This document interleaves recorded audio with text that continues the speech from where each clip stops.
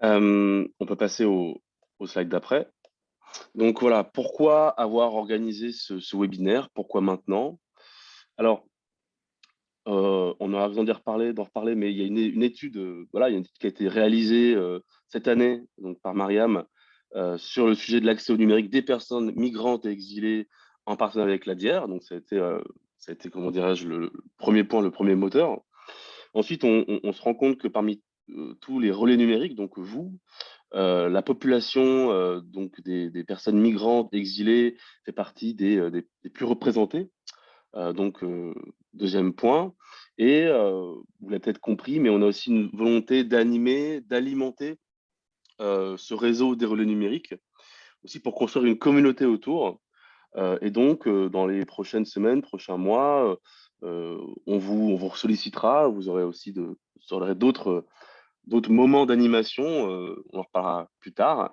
Mais voilà, l'idée, c'est qu'on veut vraiment vous alimenter et en même temps réfléchir ensemble comment mieux accompagner nos publics sur l'inclusion numérique. Voilà. Donc, je vais maintenant laisser la parole à Mariam qui va donc vous dérouler la présentation. Je vous remercie.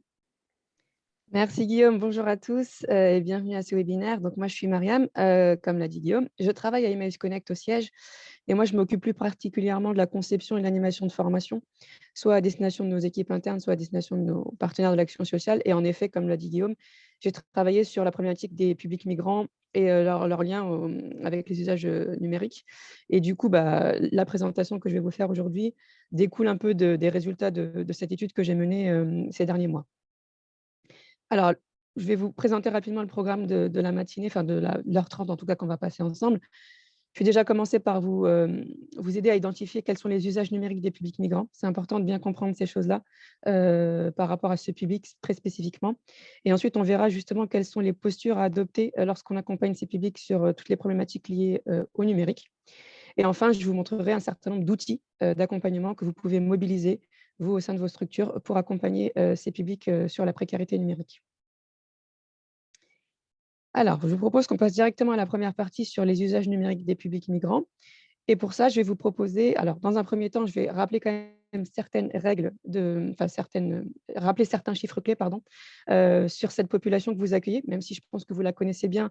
Il me semble que d'une structure à l'autre, vous n'accueillez pas forcément les mêmes publics. Donc, je tenais quand même à rappeler quand même qu'en 2020, on a notamment accueilli plus de 93 000 personnes. Et là, vous avez un peu le top 10 des nationalités, des publics qu'on accueille. Et sur ces, plus de 90 000 personnes, il n'y en a que plus de 24 000 qui ont obtenu le statut de BPI, de bénéficiaire de la protection internationale. Et parmi donc le top 5, je vous ai remis le top 5, voilà, on retrouve, les Afghans, les Syriens, les Guinéens, les Soudanais et les Chinois. Donc tout ça, ce sont des chiffres que j'ai, trouvés sur le site de Forum Réfugiés, mais que voilà, ce sont des éléments que vous pouvez aussi retrouver, assez facilement, sur cette thématique-là. Et parmi ce public qu'on accueille, vous le savez, hein, c'est un public pour lequel le profil est difficile à cerner puisqu'il évolue très régulièrement en fonction de différents facteurs. Il y a les conflits armés notamment, voilà, on a tous vu ce qui s'est passé en Afghanistan cet été. Là, tout cela forcément, a un impact sur le type de population qu'on va accueillir, sur le sol français. Et la crise sanitaire a aussi joué un rôle, aussi sur le profil des publics qu'on accueillait, sur le territoire français. Vous le savez aussi, hein, ces publics, ils ont un profil très divers, très varié. On peut avoir des personnes isolées, on peut avoir des familles avec enfants, des familles monoparentales, des couples sans enfants, bref. Donc voilà, il y a une diversité du coup de profils et donc forcément de besoins. Et ça, c'est important aussi, de l'avoir en tête lorsqu'on accompagne ces publics. Et puis, 2 autres constantes quand même, là on se rend compte quand même que cette population exilée, elle est majoritairement composée d'hommes, à plus de 67. Tout ça selon les chiffres de l'OFPRA, de 2019. Et on a essentiellement des jeunes qui arrivent sur le sol français qui ont à peu près en 30, un peu plus de 30 ans. Voilà les quelques éléments de base que je voulais rappeler quand même sur le profil de ces publics qu'on accueille, ici en France. Et du coup, pour, travailler plus particulièrement, enfin pour faire un focus plus particulier sur leurs usages, je vais vous proposer du coup qu'on fasse un petit quiz. Donc pour ça, je vais vous proposer de prendre vos smartphones, si vous avez des smartphones à côté de vous, enfin smartphone professionnel ou personnel, hein, peu importe. Sinon, si jamais vous n'avez pas de smartphone, vous pouvez éventuellement, utiliser vos ordinateurs personnels. Et du coup, je vais vous proposer d'aller sur internet et de taper dans la barre de recherche wooclap.com, comme vous le voyez ici écrit sur, la slide, wooclap.com.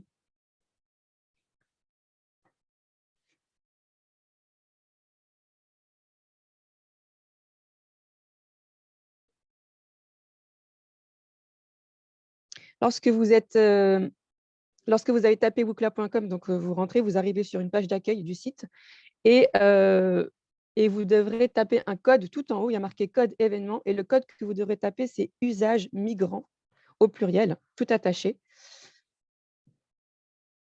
Usage migrant, donc dans le champ où il y a le code tout en haut. Pour ceux qui éventuellement auraient des difficultés à se connecter au WooClap, il n'y a pas de problème, vous pouvez aussi participer au quiz via le chat, hein. On lira aussi vos réponses de cette façon-là. Je vous laisse quelques petits instants pour vous connecter.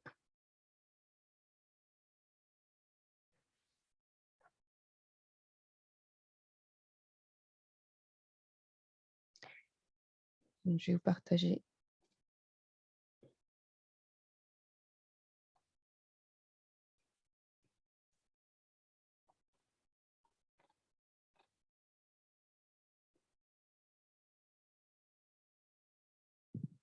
Donc, si c'est bon pour vous, je vous propose qu'on lance le quiz. Et encore une fois, hein, pour ceux qui n'auraient pas eu le temps ou la possibilité de se connecter, vous pouvez participer également via le chat, hein.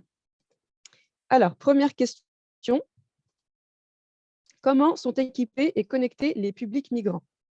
Donc là, vous avez la possibilité de noter tout ce que vous voulez. Enfin, c'est une question ouverte.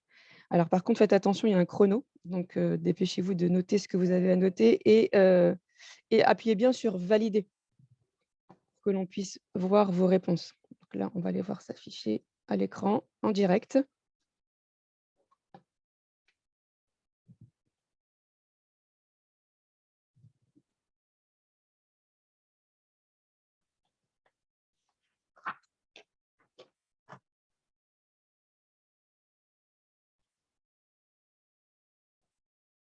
Voilà, alors, le temps est terminé, enfin le chrono est fini. Donc, on voit bien que ce qui ressort le plus, hein, dans la réponse que vous avez notée, bah, c'est le smartphone, hein, c'est le mot qui apparaît en plus gros. Ensuite, il y a bien évidemment aussi des téléphones basiques. Il peut aussi y avoir des ordinateurs, bien évidemment. Ça, c'est pour ce qui concerne les équipements. Mais c'est vrai que ce qui ressort le plus, c'est plutôt le smartphone. Et pour la connexion, de ce que je vois, donc c'est plutôt recharge, oui, recharge Emmaüs notamment, en effet. Le Wi-Fi public aussi, tout à fait, c'est des choses qui sont aussi utilisées par ces publics-là. Wi-Fi gratuit, donc c'est ce qu'on va voir. Donc là, justement, je vais vous apporter des éléments de réponse complémentaires. Donc concernant l'équipement, donc en effet, c'est un public qui est majoritairement équipé en smartphone, hein. Donc selon l'enquête qui a été réalisée par l'ADIER, la délégation interministérielle à l'accueil et l'intégration des réfugiés, donc qui a réalisé une enquête auprès de plusieurs migrants, plus de 400 et notamment des aidants aussi, des travailleurs sociaux. Il y a 90 des personnes qui ont été interrogées qui possèdent un smartphone, alors que moins de la moitié possèdent un ordinateur. Donc c'est vraiment un public qui est très équipé au niveau du smartphone. Et il faut savoir que c'est quand même un public qui s'équipe davantage une fois qu'ils arrivent en France. Ils sont 54 d'entre eux à avoir un smartphone dans leur pays d'origine, contre 90 une fois qu'ils arrivent en France. Donc ça, c'est quand même un élément important à avoir en tête. Et il faut quand même nuancer cela avec le fait que beaucoup d'entre eux sont obligés de s'endetter pour s'en procurer un. Donc ils arrivent à s'en procurer un, mais pour certains, voilà, ça nécessite quand même de sacrifier leur budget et de faire face à certaines contraintes financières pour pouvoir avoir accès à ce matériel. Pour ce qui concerne la connexion, il faut savoir que c'est aussi un public qui est plutôt connecté à internet malgré un certain nombre de difficultés.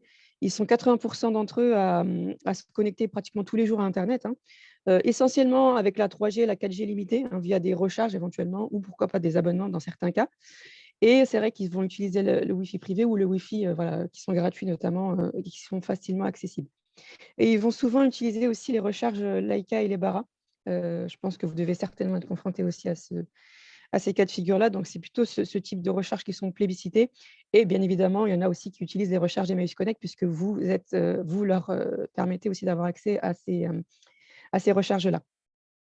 Alors, il faut quand même aussi nuancer ce propos avec le fait que beaucoup de migrants ont quand même des difficultés d'accès, à internet, notamment à cause des abonnements trop chers auxquels ils souscriraient ou bien, ou à des problèmes de connexion, quand les connexions sont trop lentes ou autres.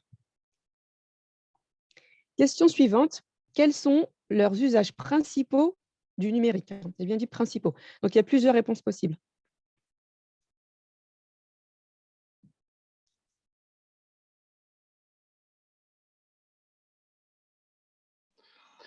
Encore une fois, n'hésitez pas à écrire dans le chat, hein, si vous n'avez pas réussi à vous connecter sur Google Clap.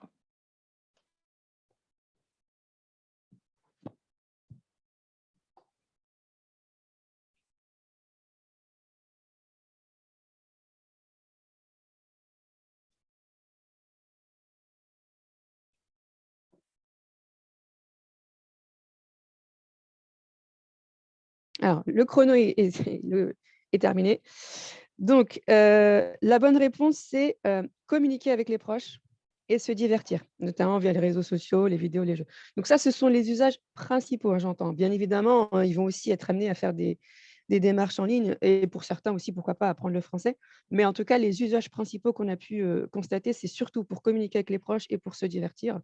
Donc voilà et il faut savoir que, pour ces différents usages, hein, c'est souvent le smartphone qui va plutôt être utilisé plutôt qu'un ordinateur, même pour les publics qui éventuellement ont accès à un ordinateur. Donc ils vont plutôt privilégier l'utilisation du smartphone, plus facile d'accès, plus facile d'utilisation aussi, hein, certainement. Donc c'est ce qui fait que c'est plutôt cet équipement qui est utilisé donc pour se divertir et pour, contacter les proches et puis il faut savoir aussi qu'il y a quand même une évolution des usages une fois que ces publics-là arrivent en France. Hem Et c'est là où du coup, ils vont se mettre beaucoup plus déjà à se connecter davantage à internet, mais aussi à devoir réaliser un certain nombre de démarches en ligne qu'ils ne faisaient pas forcément, dans leur pays d'origine. Donc des démarches en ligne soit pour rechercher, du travail, soit aussi, voilà pour demander de l'aide, des aides sociales ou pour trouver un logement social, par exemple.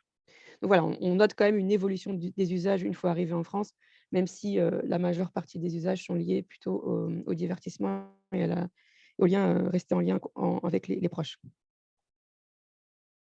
Alors, question suivante, quels sont les principaux freins auxquels ils sont confrontés? De nouveau, c'est une question ouverte, donc vous pouvez noter tout ce qui vous passe par la tête.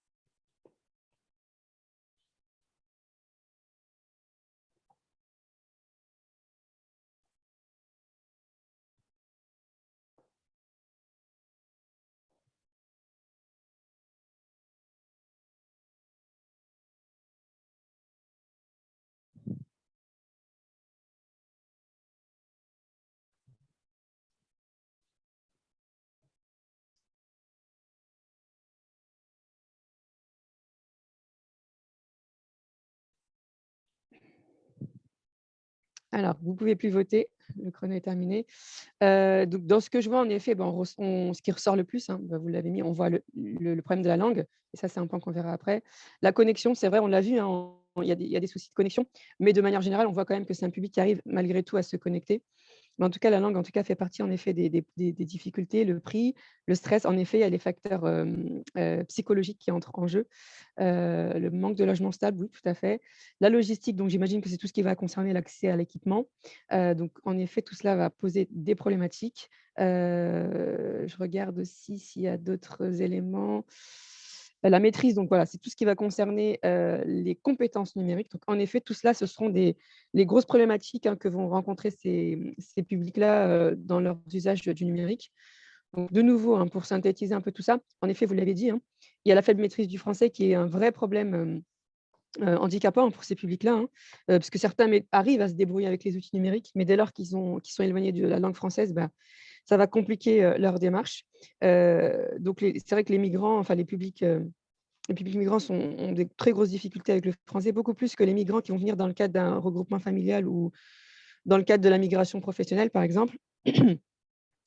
Selon l'enquête de la DIER, hein, la majeure partie des répondants, ils estiment avoir un niveau de français qui est inférieur au niveau B1. Donc pour ceux qui sont à l'aise avec ces différents niveaux, hein, bah, le B1, ça correspond à la débrouillardise, hein, ça va à peu près se débrouiller pour pouvoir communiquer. Et ben, la plupart se situent en dessous de ce niveau de débrouillardise. D'accord. Donc ça, c'est important de le rappeler, comme vous l'avez dit. Il y a aussi le manque de compétences numériques. C'est pas forcément énormément ressorti dans ce que vous aviez dit précédemment, mais ça, c'est un vrai problème aussi pour ces publics, hein. Le manque de compétences numériques fait qu'aussi, bien évidemment, ça les éloigne, de ces outils. Hem La plupart des aidants qui ont été interviewés, via l'enquête de la DIER, hein, disent que, il y a des difficultés issues d'un manque de compréhension des mécanismes de navigation simples sur ordinateur. Ça veut dire simplement que les personnes ont du mal à faire une simple recherche sur internet, à taper des mots-clés, à rafraîchir une page, par exemple, à utiliser, aussi, les comptes, les mots de passe, tout ça, c'est des grosses, difficultés qu'ils ont à retenir tous les mots de passe, à comprendre le fonctionnement d'un compte personnel. Tout ça, c'est des choses sur lesquelles ils vont avoir énormément de mal. Et il faut savoir quand même que ce public, il va avoir aussi beaucoup plus de facilité sur smartphone plutôt que sur ordi. Donc ça rejoint un peu ce qu'on disait au tout début quand on disait que voilà, c'est aussi un équipement auquel ils ont accès plus facilement. Mais c'est aussi un équipement, voilà, qui prennent en main beaucoup plus facilement. Donc ça, il faut aussi l'avoir en tête lorsque vous allez les accompagner. Autre frein aussi, il y a aussi la complexité des démarches qui entre en jeu. Beaucoup de ces personnes-là ne comprennent pas forcément le fonctionnement des administrations françaises. Ils comprennent pas forcément les objectifs des démarches qui leur sont demandées. Pourquoi est-ce qu'ils sont obligés, par exemple, de s'actualiser au Pôle emploi tous les mois? C'est pas forcément évident pour des publics qui n'ont pas l'habitude. Donc c'est important aussi d'expliciter ces choses-là, pour que les personnes comprennent aussi les conséquences, d'accord, qu'il y a derrière. Et puis il y a aussi la complexité et la masse d'informations qu'il y a sur les sites internet. Je pense que vous avez dû tous faire l'expérience quand vous êtes allés sur les sites de Pôle emploi ou de la CAF. Vous avez vu la profusion d'informations qu'il peut y avoir. C'est pas évident du coup de s'y repérer. Déjà nous, en tant que francophones, c'est pas toujours évident. Donc pour des personnes qui ne maîtrisent pas le français, ça l'est d'autant moins. Donc ça aussi va aussi, être un frein majeur, dans l'accès aux outils des outils numériques, pardon. Il y a aussi la peur de se tromper, le manque de confiance en soi, vous l'aviez dit tout à l'heure, hein, dans les remarques que vous aviez faites. Il y a beaucoup de personnes qui ont peur de mal faire les choses, qui ont peur de se tromper et du coup, ils vont préférer, laisser, le travailleur social qui les accompagne faire les démarches à leur place. Ce qui n'est pas forcément une bonne chose parce que du coup, ça les enferme un peu dans cette position, cette posture de dépendance et ça les encourage pas non plus à acquérir l'autonomie nécessaire pour pouvoir se débrouiller avec les outils numériques. Donc ça, il faut aussi faire attention, vous, en tant qu'accompagnant, à ces choses-là. Il y a aussi, bien évidemment, aussi des réticences à utiliser internet, hein, des publics qui vont vous dire: «Moi, internet, ça m'intéresse pas. Moi, internet, je trouve que c'est beaucoup trop risqué, c'est trop dangereux. On pourrait retrouver ma trace. Bref, j'ai pas confiance. Les services de migration, ils pourraient avoir aussi mes données et du coup, ils pourraient me renvoyer chez moi et j'ai pas envie de retourner là-bas». Bref, il y a toutes ces craintes aussi, ces réticences liées au numérique qui peuvent aussi être, constituer des freins majeurs. Et puis un dernier frein quand même important qu'il faut quand même garder à l'esprit, c'est tous les troubles psychologiques auxquels vont être confrontés ces publics. Hem, la migration, c'est quand même un événement de vie qui est quand même assez difficile, c'est stressant, ça forcément, ça engendre du déracinement, ça engendre une perte de ses repères. Donc c'est très, voilà, ça chamboule, la vie des personnes qui sont confrontées à la migration, quand elle est choisie. Alors, elle est d'autant plus difficile, d'autant plus mal vécue, cette migration, lorsqu'elle est contrainte, hein, on parle du coup d'exil, hein. Donc là, forcément, les impacts, psychiques sont beaucoup plus importants. Et puis surtout, le statut et les conditions de séjour, très précaires, hein, vont renforcer aussi, ces troubles psychologiques et ça va entraîner notamment une insécurité, une difficulté à se projeter dans l'avenir et tout cela va bien évidemment avoir un impact sur, la santé globale de ces personnes, des problèmes de concentration, des problèmes de mémorisation, bref. Leur prise en charge sociale va être compliquée, leur insertion sociale aussi en France va être compliquée, trouver un travail, ça va être difficile, se concentrer pour suivre des études aussi va être très compliqué. Donc tout cela va être important à prendre en compte lorsque vous accompagnez ces publics, sur, toutes les questions liées au numérique, mais même au-delà, hein. Question suivante, quelles sont leurs motivations face au numérique?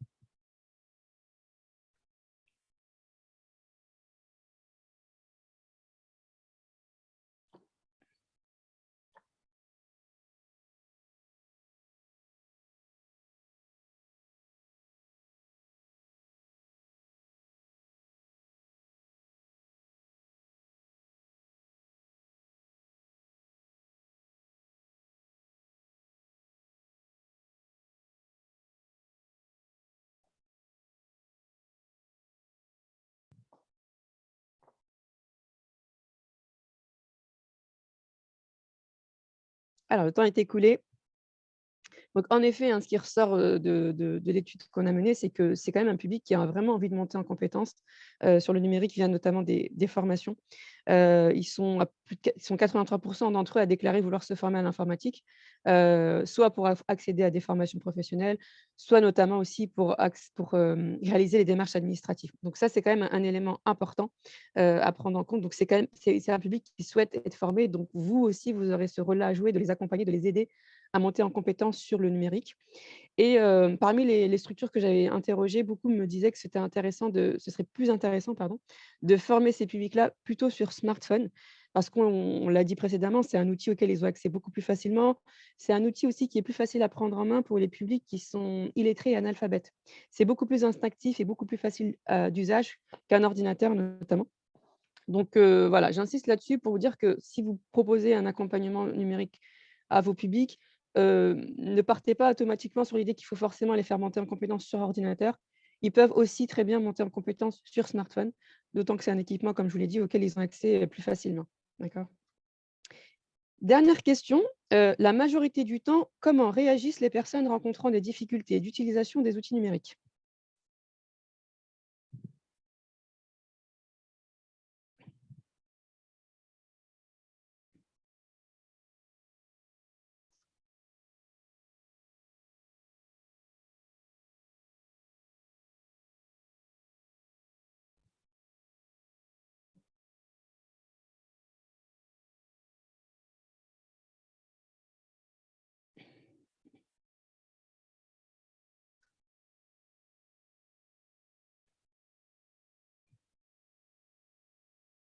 Alors, le temps est écoulé. Alors, cette question, elle est très générale, elle ne concerne pas uniquement les publics migrants, hein, mais j'ai tenu quand même à la ajouter parce que je trouve que c'est quand même intéressant ce qu'on apprend.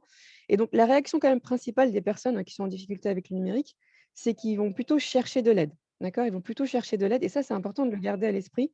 Ils sont 44% d'entre eux à chercher de l'aide, à ce qu'on leur montre notamment comment faire.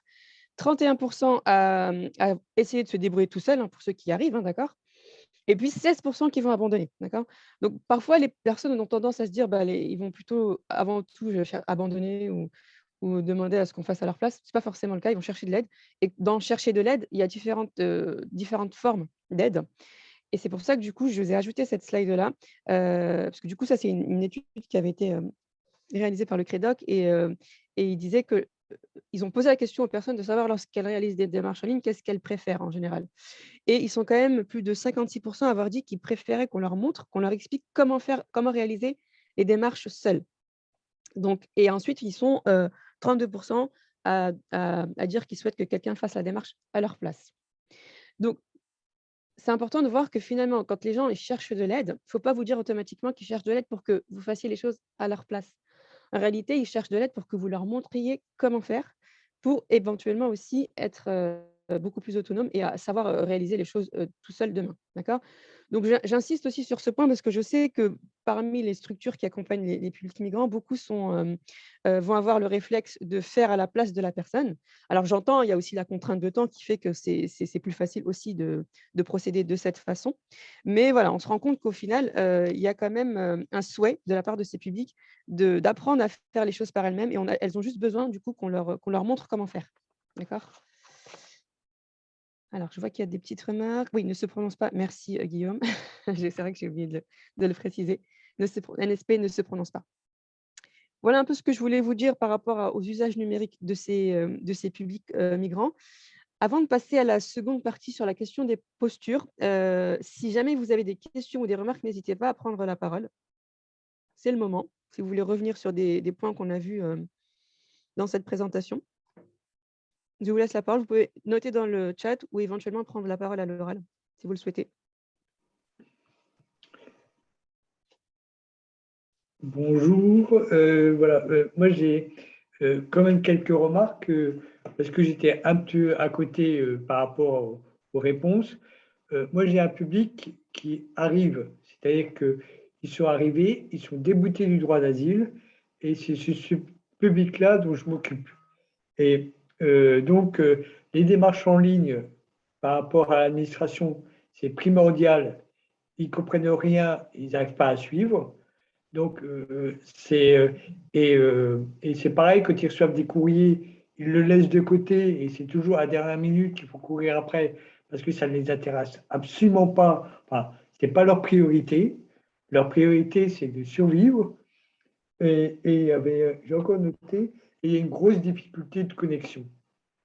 Parce que toutes les démarches, que ce soit par la préfecture, enfin, c'est pour eux, c'est l'essentiel de leur démarche, hein, euh, pour le public dont je m'occupe.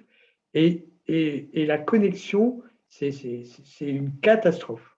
C'est-à-dire que même quand on prend la connexion, alors évidemment, ils parlent avec leurs proches. Alors, parce qu'on a des recharges Emmaüs Connect, hein. Donc, même quand on prend les recharges Emmaüs Connect, ils dépassent largement parce qu'ils n'arrivent pas à compter. Et après, ils n'ont plus de place pour les démarches. Ou, ou alors, on est obligé de leur payer des cartes parce qu'à un moment donné, ils ont plus d'argent, quoi. Donc, on est obligé de mettre en place des box pour qu'ils puissent, par exemple, pour les enfants, pour qu'ils puissent travailler. Et ça coûte très, très cher. On est une petite association, ça coûte très, très cher. Voilà. Et ça, c'est essentiellement les deux choses, c'est les démarches administratives qui ne comprennent rien et ils le laissent parce que ça les dépasse complètement. Et la deuxième chose, c'est la connexion. C'est une catastrophe. Voilà.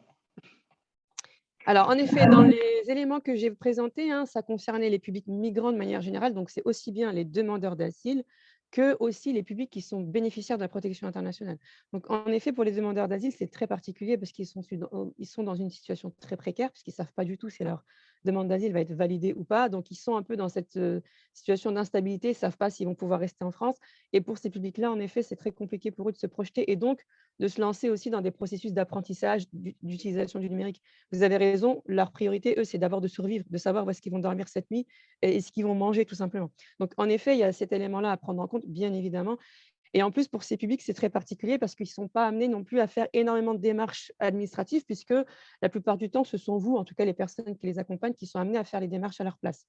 Donc, bien évidemment, à nuancer hein, dans le propos que j'ai tenu, hein, ça va dépendre bien évidemment des profils. Et je l'ai dit au tout début, on a des profils très variés hein, et des statuts aussi différents. Donc, oui, pour les demandeurs d'asile, c'est très particulier. Et en effet, leur priorité à ce moment-là, ce n'est pas forcément de se former sur le numérique, mais voilà, il y a aussi une urgence sociale et en l'occurrence, c'est notamment d'avoir accès à de la connexion pour pouvoir rester en contact avec les proches.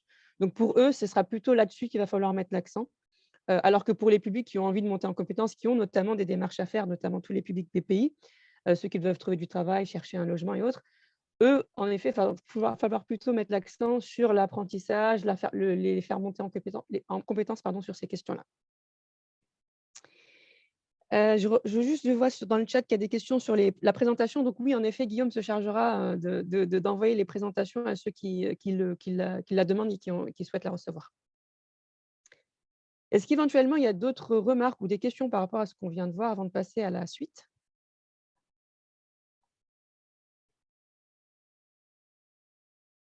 Non, c'est bon. De toute façon, on aura encore un petit temps d'échange à la fin de la présentation générale. Donc, si les questions vous viennent à ce moment-là, on pourra y répondre à la fin. Alors, du coup, je vous propose qu'on passe à la deuxième partie sur les postures à adopter, les postures d'accompagnement à adopter avec ces publics, hein, une fois maintenant qu'on a mieux cerné le profil. C'est important aussi, du coup, d'adapter la posture en fonction.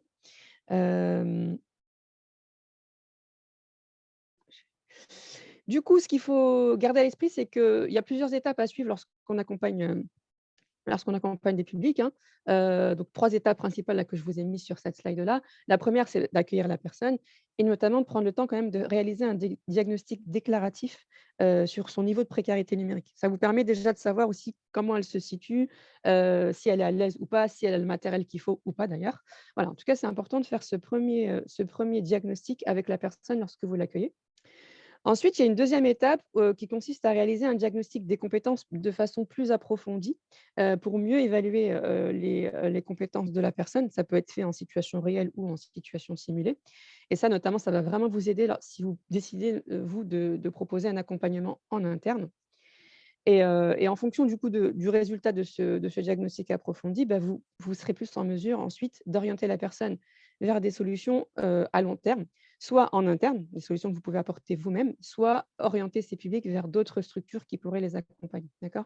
Donc, ces 3 étapes-là, elles vont vraiment varier. Enfin, il y a la première étape, pardon, et la dernière étape ne vont pas changer. Ce seront toujours les étapes par lesquelles vous devrez passer lorsque vous accompagnez vos publics sur les questions liées au numérique. Par contre, la deuxième étape, celle-là, elle peut varier en fonction aussi de votre structure, des solutions que vous pouvez apporter en interne ou pas. Parce que si typiquement vous n'êtes pas en mesure ou vous ne pouvez pas pour le moment apporter des solutions en interne, ce ne sera peut-être pas forcément nécessaire à ce moment-là de réaliser un diagnostic approfondi. D'accord? Donc du coup, je vais vous présenter ces différentes étapes en détail, surtout le temps qui va nous rester. Donc là, je vais d'abord faire un focus sur l'accueil et le diagnostic déclaratif dans un premier temps. Alors nous, on aime bien faire une analogie avec, entre le diagnostic numérique et le diagnostic médical. Je pense que quand vous allez voir un médecin, en général, vous appréciez que le médecin prenne le temps, de vous ausculter, enfin en tout cas d'essayer de comprendre de quel mal vous souffrez. Il va vous poser un certain nombre de questions pour réaliser un diagnostic, déclaratif. Où est-ce que vous avez mal? Qu'est-ce qui vous pose problème? Bref, il va vous poser un certain nombre de questions et il va compléter, ce diagnostic déclaratif avec un diagnostic plus approfondi pour vérifier de quel mal vous souffrez véritablement et en fonction de cela, il va vous donner le remède adapté, d'accord? Il ne se contente pas juste de vous écouter et ensuite de vous donner la première solution toute faite, d'accord? Je pense que ça vous choquerait si votre médecin ne prenait même pas le temps de prendre votre tension ou autre et de vous donner n'importe quel type de médicament. Et bah, sachez que c'est pareil avec le numérique. On ne peut pas se contenter simplement, de poser quelques questions et de dire: «Bon, bah, voilà, en fonction des questions que vous avez faites, des réponses pardon, que vous m'avez apportées, voilà le remède tout fait, tout prêt pour vous». C'est important de personnaliser aussi les réponses apportées au public puisque, les profils sont différents et les besoins des uns ne sont pas forcément les besoins des autres, d'accord? Donc le process, hein, qu'on suit quand on réalise un diagnostic médical, c'est le diagnostic déclaratif de premier niveau, complété par un diagnostic approfondi au moyen notamment d'outils d'observation. Et ben, on va suivre le même process lorsque l'on réalise un diagnostic numérique, d'accord? Et donc pour le diagnostic numérique, il y a un certain nombre de questions qu'on peut poser, tout comme, dans le diagnostic médical, on va poser des questions du type: «Est-ce que vous dormez bien? Où avez-vous mal? Depuis quand?» Bref. Il y a un certain nombre de questions aussi qu'il faut poser sur le numérique et la question que j'ai à vous poser, c'est selon vous, quels sont les types de questions qu'on peut poser pour réaliser un diagnostic numérique? Alors pareil, vous pouvez prendre la parole ou noter, vos propositions dans le chat.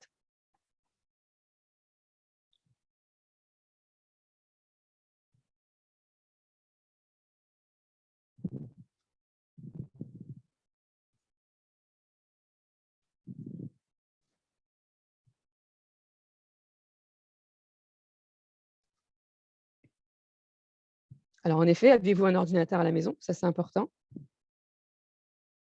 Quel équipement? Quelle connexion? Tout à fait.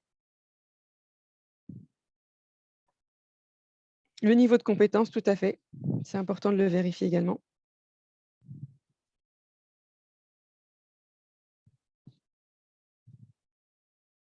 Alors voilà, on voit qu'il y a des personnes qui connaissent déjà l'outil, mais on en parlera pour ceux qui ne connaissent pas l'outil Les Bons Clics, on va en parler juste après.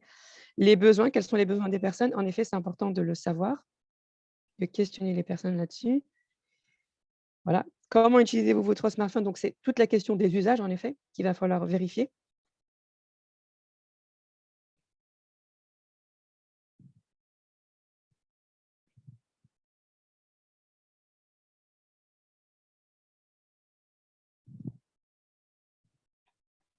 Donc dans tout ce que vous avez mis, c'est très bien. Il me manque juste peut-être un élément qui n'apparaît pas encore pour le moment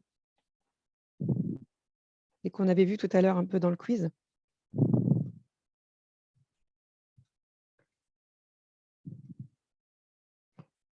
Voilà. Voilà la connexion. Donc la connexion en effet, on l'a déjà vu, c'est tout ce qui va concerner, les équipements. De quoi avez-vous besoin? Très bien, appel, internet. Parler de leurs envies, tout à fait, merci. Voilà, c'est ça qui me manquait un petit peu, en fait, enfin les envies, la motivation, tout à fait. La langue, bon ça en effet, ça fait partie des compétences. Donc en effet, c'est toutes ces choses-là. Gardez à l'esprit en fait que quand vous questionnez une personne, il y a 3 éléments qu'il faut, vérifier. Il y a 3 freins en tout cas qu'il faut lever et vérifier. C'est déjà les freins liés à l'accès. Donc de lui demander, est-ce que oui ou non elle a un smartphone? Est-ce qu'elle a un ordinateur? Est-ce qu'elle a une connexion internet? Donc c'est toutes ces questions questions-là qu'il va falloir poser dans un premier temps, déjà pour vérifier toutes ces questions liées à l'accès. Ensuite, il y a un deuxième frein qu'il faut lever, donc une série de questions qu'il faut poser qui concernent plutôt les compétences numériques et aussi linguistiques, parce qu'on a affaire à un public qui est éloigné du français. Donc, il faudra vérifier les compétences numériques et linguistiques, mais également les usages. Est-ce que vous savez utiliser Internet? Est-ce que vous savez faire des démarches en ligne tout seul, par exemple? Est-ce que vous êtes à l'aise avec le français? Quand vous utilisez Internet, qu'est-ce que vous faites en général? Donc, toutes ces questions-là, il va falloir les poser, hein. Donc, tout ça, c'est lié aux compétences. Et puis, le dernier frein qu'il faut lever, donc la dernière série de questions qu'il faut poser, c'est tout ce qui va être lié aux freins liés à les freins psychologiques. Donc, c'est lié notamment à la motivation, les envies, qu'est-ce que vous avez envie de faire, qu'est-ce qui vous fait peur éventuellement, sur quoi est-ce que vous avez éventuellement des réticences. Donc, c'est tous ces points-là qu'il faut prendre le temps de vérifier avec les personnes pour mieux ensuite, pour être en mesure en tout cas de leur proposer la solution la plus adaptée. Donc, par exemple, là, on vous a présenté le guide d'entretien express que vous pouvez être amené à utiliser et qui vous aidera du coup à mieux comprendre le niveau de précarité numérique de la personne que vous accompagnez. Donc, vous pouvez poser une question du type: avez-vous l'habitude de réaliser des démarches en ligne par vous-même? La personne va vous dire oui ou non. Si elle vous dit oui, ben, on va considérer que la personne elle est proche de l'autonomie. Si elle vous dit non, si elle vous dit non, pardon, ben, on va chercher à savoir pourquoi. Est-ce que la personne vous dit bah, c'est parce que j'ai pas d'équipement, j'ai pas de connexion Internet? Et dans ce cas-là, ça veut dire qu'il va falloir lever des freins d'accès, notamment en lui donnant accès à de la recharge, à des recharges ou à de l'équipement. Est-ce que la personne vous dit bah, c'est parce que j'ai pas envie? Et dans ce cas-là, c'est des freins psychologiques qu'il va falloir lever. Peut-être c'est un manque de motivation, peut-être que c'est des peurs, des craintes par rapport aux outils numériques donc il va falloir rassurer la personne à ce niveau-là. Est-ce que la personne vous dit bah, je ne sais ni lire ni écrire le français? Et là, en l'occurrence, ce seront des freins liés aux compétences linguistiques. Et là, il faudra aider la personne à s'orienter vers des structures qui pourront l'aider à monter en compétence sur ce plan-là. Est-ce que la personne vous dit bah, je ne sais pas faire? Et donc là, dans ce cas, ce seront des freins liés aux compétences numériques. Et donc, il faudra aider la personne à monter en compétence sur ces questions-là. Et donc voilà, donc en fonction de ces réponses-là, vous avez déjà un certain nombre d'éléments sur les types de freins qu'il va falloir lever et du coup, le type de solution qu'il va falloir apporter. Et ensuite, vous pouvez continuer comme ça votre entretien avec d'autres questions du type: avez-vous déjà navigué sur internet ou avez-vous envoyé un email? Et de nouveau, en fonction de la réponse oui ou non, bah, vous pourrez en savoir davantage sur le niveau de précarité numérique de la personne que vous avez en face de vous. D'accord? Alors, comme vous le savez, on a affaire à un public qui a des difficultés avec le français, donc c'est aussi important de pouvoir évaluer son profil linguistique, d'accord? Alors pour ça, il y a un outil qui a été mis en place par le portail des actions et ressources linguistiques de la région Auvergne-Rhône-Alpes, c'est celui que je vous présente là. Vous pourrez le trouver sur le site parlera.fr, là vous voyez, je l'ai mis l'adresse mail en bas. En fait, sur la base d'une simple question qui est est-ce que vous avez déjà été scolarisé? Vous arrivez déjà à peu près à cerner le profil linguistique de la personne. Donc, si la personne vous dit que non, elle n'a pas été scolarisée, si elle a, il y a deux possibilités qui s'offrent à vous. Soit la personne, elle n'a pas du tout été scolarisée dans sa langue maternelle, et dans ce cas, on va plutôt parler de profil alpha. Si la personne, elle a quand même acquis quelques apprentissages une fois qu'elle arrive en France, notamment soit dans le cadre professionnel ou autre, là, on va plutôt parler de profil post-alpha. Ensuite, si la personne vous dit qu'elle a bien été scolarisée dans son pays d'origine, alors soit elle a été scolarisée dans dans la langue française, et dans ce cas, on va plutôt l'orienter vers des cours de français langue étrangère. Pardon, si elle a été scolarisée dans une autre langue que le français, excusez-moi, je vais y arriver. Dans ce cas, c'est plutôt des cours de FLE qu'il va falloir lui proposer. Si la personne elle a été scolarisée en français, là, il y a deux cas de figure possibles. Soit elle n'a pas acquis les compétences de base en lecture, écriture, et dans ce cas, elle a plutôt un profil d'illettrisme, et donc il faudra l'orienter vers les bons cours. Soit elle a quand même acquis les compétences de base, mais elle a simplement besoin d'approfondir ses connaissances, et dans ce cas, ce qu'il va falloir lui proposer, c'est plutôt une remise à niveau. D'accord?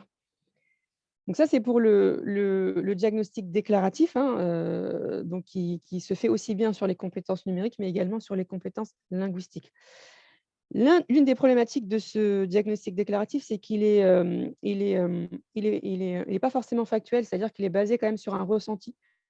Du coup, c'est pas du tout objectif. Les personnes auront tendance soit à se surestimer, soit à se sous-estimer, c'est souvent ce qui va arriver, en vous disant qu'elles ne savent pas faire alors qu'en réalité, elles savent faire plein de choses. Donc du coup, pour pouvoir, mieux, évaluer le niveau de précarité numérique de la personne sur des éléments factuels, avec des éléments objectifs, là où il est préférable il est préférable du coup de réaliser un diagnostic beaucoup plus approfondi. Du coup, la question que je vous pose, c'est, selon vous, comment est-ce qu'on peut vérifier les compétences numériques d'une personne de façon objective? Pareil, hein, vous pouvez noter dans le chat ou prendre la parole.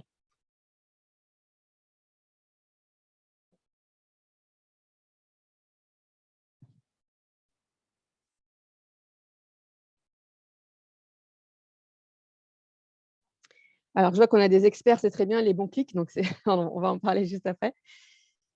Et voilà, mise en situation, tout à fait. Pix, tout à fait. Pix, c'est aussi un outil d'évaluation, donc tout à fait. Dans tous les cas, dans ce que vous dites tous, c'est ça, c'est une mise en situation. En effet, pour pouvoir vraiment évaluer le niveau de compétence numérique d'une personne de façon objective, c'est de la mettre en situation. D'accord? Et donc, ça peut être une mise en situation réelle. Donc, sur un outil, vous lui mettez entre les mains un ordinateur ou un smartphone et vous lui demandez de réaliser un certain nombre de tâches. Par exemple, ouvrir le navigateur Internet, par exemple. Là, vous lui faites du coup cette mise en situation réelle. Ou vous pouvez lui faire une mise en situation simulée, en environnement simulé. Et pour ça, vous allez pouvoir utiliser notamment les outils comme les bons clics que vous avez cités ou l'outil Pix. D'accord? Donc ça va vous permettre de faire une évaluation en environnement simulé. Donc, faut savoir quand même, faut garder à l'esprit que lorsqu'on parle de compétences numériques d'une personne, hein, ça concerne énormément de choses et donc c'est important de les avoir à l'esprit. Lorsqu'on parle de compétences numériques, notamment sur ordinateur, ça va commencer, alors Julie, je suis dans le chat, mettre en place un dialogue entre lui et faire la situation centrale entre oui, tout à fait, mettre en place un dialogue, oui, vous pouvez le faire, mais les faire tester en situation, d'accord. Oui, en effet, donc vous pouvez discuter en même temps, le vérifier ce qu'il fait sur ordi ou sur smartphone éventuellement. Tout à fait, mais dans tous les cas, ça restera une mise en situation et c'est le meilleur moyen de vérifier les compétences des personnes, hein. Donc, il faut savoir quand même, il faut garder à l'esprit que les compétences numériques, ça concerne énormément finalement de compétences, hein, et ça commence, sur ordi en tout cas, par le fait d'allumer tout simplement un ordinateur.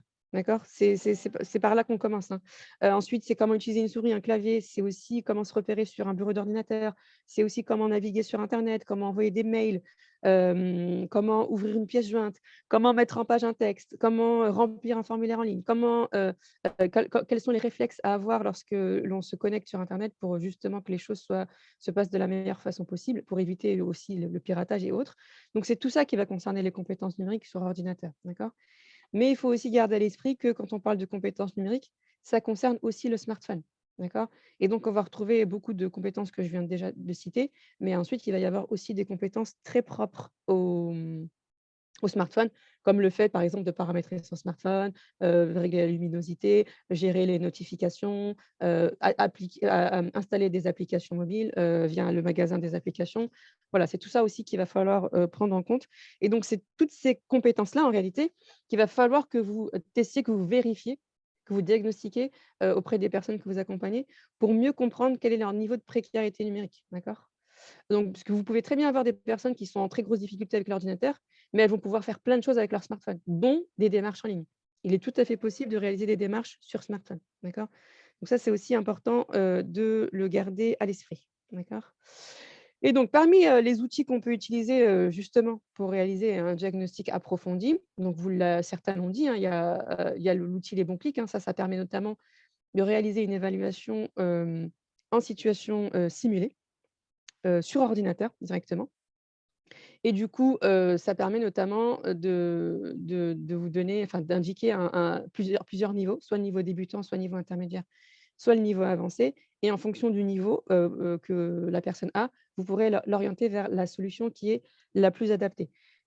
Hem, je ne sais pas si on a un peu de temps. Je pense que oui, il est moins 10. Tu me dis, Guillaume, hein, si jamais on est Oui, trop, oui, je pense que tu ça? as un peu de temps, On a ouais. encore un petit peu de temps, voilà. Parce que du coup, ce que je voulais vous proposer pour ceux qui ne connaissent pas, c'est d'aller voir vous-même, à quoi ressemble cet outil. Et pour ça, donc, je vais vous proposer simplement d'aller sur votre navigateur, de taper, «Les bons clics», comme vous le voyez affiché sur la slide. «Les bons clics», au pluriel, et je vais vous montrer à quoi ça va ressembler et je vais vous laisser un peu de temps juste pour aller explorer vous-même cet outil. Alors, je vais vous mettre sur la bonne page. Voilà, donc là, je vais sur le site Les bons clics, pour que vous voyez à quoi ça ressemble. Donc là, je suis sur ma page d'accueil. Et donc, il faut aller. Oui, je vous en prie, allez-y. Excusez-moi, vous nous mettez en situation pour savoir si on sait utiliser, Non, pour, c'est pas pour ça. non mais c'est une C'est juste blague, hein, c'est une blague. on pourrait, hein, mais on Oui. n'aura pas le temps. Mais c'est surtout pour que vous puissiez aller explorer de vous-même l'outil. Ça va En mieux fait, je pense que Catherine? c'est plus intéressant que si je vous le montre, en fait. Alors, pour ceux qui le connaissent, il n'y a pas forcément besoin de le faire, mais pour ceux qui ne le connaissent pas, c'est intéressant que vous alliez vous-même l'explorer pour que vous soyez plus en mesure ensuite de le retrouver tout seul et de comprendre aussi comment on l'utilise. Alors, il y a quelqu'un qui voulait prendre la parole, je pense. Non? Ou alors c'est une erreur? OK. Donc du coup, ce qu'il faut faire pour, réaliser ce diagnostic, pour l'expérimenter, vous cliquez sur tout en haut, là, diagnostiquer le niveau. Lorsque je clique dessus, donc j'ai cette page-là qui va apparaître et donc je vais tout en bas, il y a marqué «Tester notre diagnostic en version exercice» et vous cliquez sur «Diagnostiquer le niveau numérique». Voilà et je vous laisse quelques petites minutes, 1 minute ou 2 grand max pour le faire. C'est juste pour que vous voyez à quoi ressemble ce diagnostic.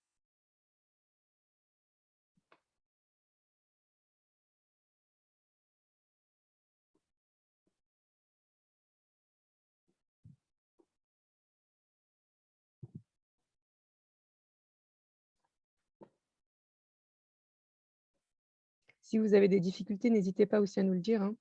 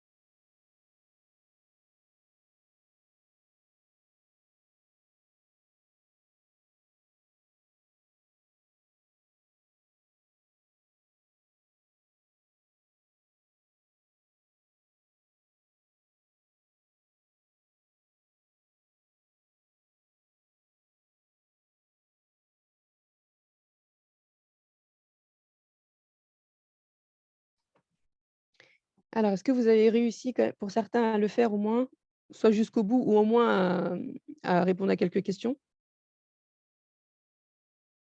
N'hésitez pas à partager votre ressenti, hein. Je vous remontre l'écran. Il y a une remarque dans le chat, Ah oui, madame. pardon. Oui. Je ne connaissais pas ceci. Ouais, exactement. Alors en effet, c'est très bien que vous abordiez cette question-là, Noémie. C'est un des retours, un des feedbacks qu'on a, lorsque les personnes utilisent, cet outil. Alors il y a la version anglaise, comme vous pouvez le voir, mais pour les personnes qui savent ni lire ni écrire, ça peut être ça peut être limité. Donc du coup, ouais, c'est que du coup, il faut, voilà, c'est limité pour les personnes qui ne maîtrisent pas le français. Donc c'est pour ça que nous, on a aussi, mis en place d'autres outils. Que je vais vous montrer juste après. Alors, je prends juste le temps de répondre aussi à la question. C'est que la question 2, il faut s'identifier. Non, la question vous n'êtes pas censé vous identifier, vous êtes censé faire répondre aux questions en environnement simulé, donc vous n'êtes pas censé vous identifier normalement lorsque vous réalisez ce module-là, enfin ce diagnostic-là. Donc il y a pas de besoin. Donc voilà, en tout cas sur ordinateur, en effet, c'est limité. L'une des solutions éventuellement que vous pouvez, utiliser, ce serait de pas utiliser cet outil-là, mais ou alors de traduire les questions pour que les personnes comprennent, l'exercice. Ou alors vous le faites en environnement, réel sur un ordinateur. Soit vous pouvez le mettre dans la langue, d'origine de la personne ou alors si c'est pas possible, bien évidemment ce sera problématique, notamment pour toutes les personnes qui ne maîtrisent pas le français, qui ne savent pas lire ou écrire le français. Mais nous, par exemple, on a fait le choix, notamment aussi de vous proposer, alors attendez juste un instant, avant de vous parler de l'outil qu'on a mis en place. Je voulais juste synthétiser rapidement. En fonction du diagnostic que vous réalisez, donc il y a 3 niveaux, principaux, je vous l'ai dit, débutant, intermédiaire, avancé. Pour le niveau, débutant, on considère que c'est pour la personne qui n'a jamais utilisé la souris, le clavier, voilà, et qui ne sait pas se repérer sur son bureau. Pour le niveau intermédiaire, c'est les personnes qui savent faire tout ce que je viens de citer, mais qui ont besoin d'apprendre à utiliser les fonctionnalités de base d'internet et la boîte mail. Et pour les publics avancés, c'est les personnes qui maîtrisent tout ce que je viens de citer, mais qui ont besoin de développer des compétences plus spécifiques, notamment sur la création de mots de passe ou comment remplir un formulaire en ligne, d'accord? Donc en gardant à l'esprit le fait que l'outil, bien évidemment, il est limité. Et donc là, je vois une question, il faudrait la même chose sur smartphone. Pour la communication, les réseaux ne savent pas envoyer un mail, par exemple. D'accord, tout à fait. Et donc, très bien, merci pour la remarque, parce que ça fait une parfaite transition avec ce que je vais dire après. Nous, on a décidé de mettre en place justement un outil qui permet d'évaluer les compétences numériques des personnes sur smartphone. Et donc, là, pour le coup, vous faites un diagnostic en situation réelle. Vous proposez à la personne de réaliser ce diagnostic sur son smartphone directement. Et nous, on a mis en place un outil, donc c'est le diagnostic numérique smartphone tablette. Je vais vous le montrer tout de suite en détail. Hop, je partage la bonne image. Donc c'est ça, c'est à ça que ressemble l'outil qu'on propose de mettre en place. Donc c'est un diagnostic qui se réalise sur à peu près une quinzaine de minutes. Et du coup, il y a une série de questions qui sont posées à la personne, une série de tâches qui lui sont demandées. Et en fonction de si oui ou non elle les a validées, bah, vous continuez à lui poser les questions, à lui faire les exercices. Et en fonction de ça, en fonction du nombre de questions qu'elle a validées, vous avez un résultat final qui vous permet de savoir si la personne elle a plutôt un niveau débutant, intermédiaire ou avancé. D'accord? Par exemple, parmi les questions qu'il y a, on va commencer avec les fonctionnalités de base. On vérifie d'abord si la personne, elle sait allumer et éteindre son smartphone, par exemple. On va vérifier si elle sait, brancher ses écouteurs, par exemple. Donc ça, on vérifie, que c'est acquis ou pas. En fonction du nombre de réponses validées, si la personne a validé 4 réponses sur les 5, on peut passer à la suite. Et donc là, ça devient un peu plus compliqué, un petit peu plus difficile, on va dire. Et là, on va attaquer toutes les questions plutôt liées au menu des applications, au bouton de navigation et au clavier virtuel, par exemple. Et là, de nouveau, on va lui poser une série de questions, on va lui faire une série d'exercices du type: est-ce que vous savez ouvrir une application appareil photo? Est-ce que vous savez prendre une photo? Bref, de nouveau, on va vérifier avec elle qu'elle sait faire ou non ces différentes choses. Et si elle a validé 5 questions sur les 10 qui sont proposées, on peut continuer, avec les questions suivantes. Si ce n'est pas le cas, on considère que du coup, elle a un niveau plutôt débutant, d'accord?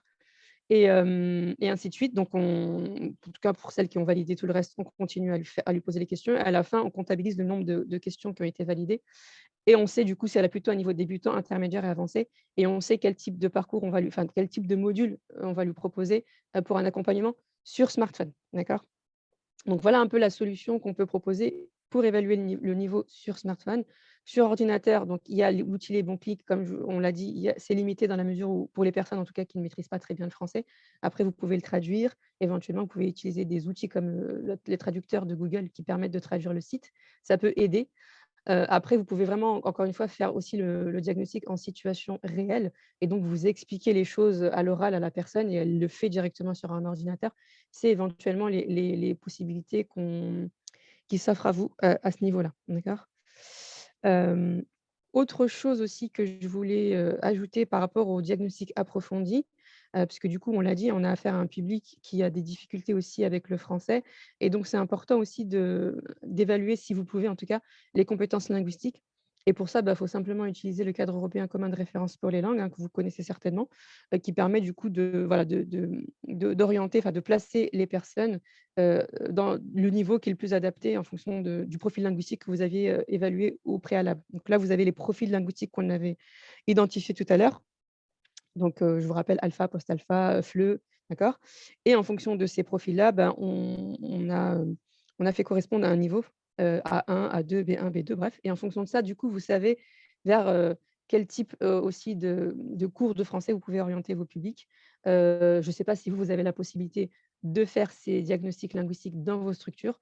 En tout cas, si vous pouvez, sachez qu'il existe des outils pour ça, auxquels vous pouvez avoir accès. Vous verrez sur le site parlera.fr puisque c'est toujours via cette ressource que je me suis basée. Vous pourrez trouver de la ressource pour réaliser vous-même ces diagnostics linguistiques. Sinon, bien évidemment, il y a des structures, hein, en charge qui peuvent le faire.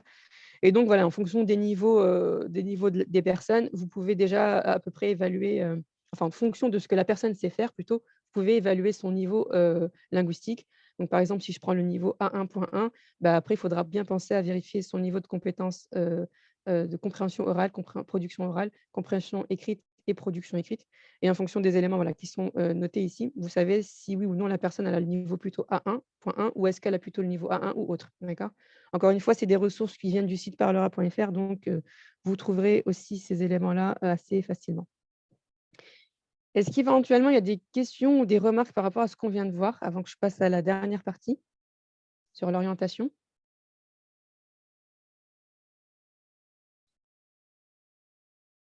Pareil, hein, n'hésitez pas soit à prendre la parole, soit à noter dans le chat vos remarques.